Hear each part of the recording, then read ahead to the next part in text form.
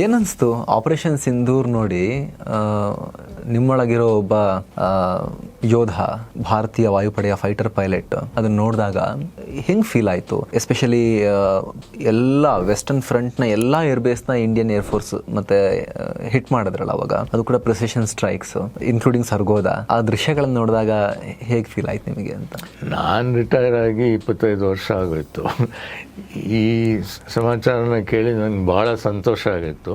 ಆದರೆ ಈ ಆಪರೇಷನ್ ಸಿಂಧೂರಲ್ಲಿ ಯಾರು ಇಂಟರ್ನ್ಯಾಷನಲ್ ಬಾರ್ಡರ್ ಕ್ರಾಸ್ ಮಾಡಲಿಲ್ಲ. ನಮ್ಮ ವಿಮಾನ ನಮ್ಮ ಕಡೆ ಇತ್ತು, ಅವ್ರ ವಿಮಾನ ಆ ಕಡೆ ಇತ್ತು.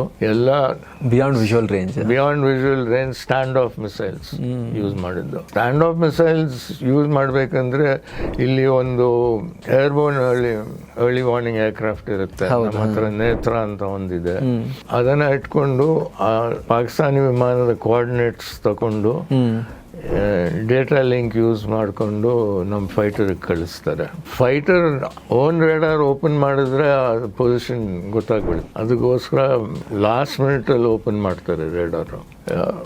ಟ್ಯಾಕ್ಟಿಕ್ಸ್ ಎಲ್ಲ ಚೇಂಜ್ ಆಗಿದೆ.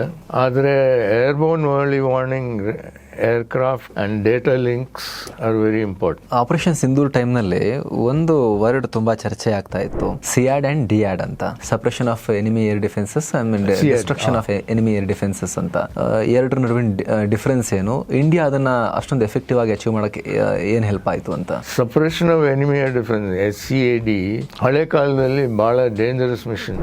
ಯಾಕಂದ್ರೆ ಅವರೆಲ್ಲ anti aircraft guns, anti aircraft missile, radars ಎಲ್ಲ ಇದು ಅದನ್ನು ಹೋಗಿ ಅಟ್ಯಾಕ್ ಮಾಡಿ ಡೆಸ್ಟ್ರಾಯ್ ಮಾಡಿ ಒಂದು ಗ್ಯಾಪ್ ಮಾಡಿದ್ರೆ ನಮ್ಮ ಫೈಟರ್ ಎಲ್ಲ ಒಳಗೆ ಹೋಗ್ಲಿಕ್ಕೆ. ಅದಕ್ಕೆ ಭಾಳ dangerous mission, high attrition rate. ಇವಾಗ ಏನು ಮಾಡ್ತಾರೆ, ಸ್ಟ್ಯಾಂಡ್ ಆಫ್ ಮಿಸೈಲ್ಸ್ ಯೂಸ್ ಮಾಡಿ ಆ ಗ್ಯಾಪ್ ಮಾಡ್ತಾರೆ. ಅಲ್ಲಿ ಲಾಹೋರ್ಗೆ ಹೋಗೋ ಮುಂಚೆ ಸ್ವಲ್ಪ ರೇಡಾರ್ಸ್ ಎಲ್ಲ ನಾವು ಹೊಡೆದಾಕಿದ್ದೀವಿ.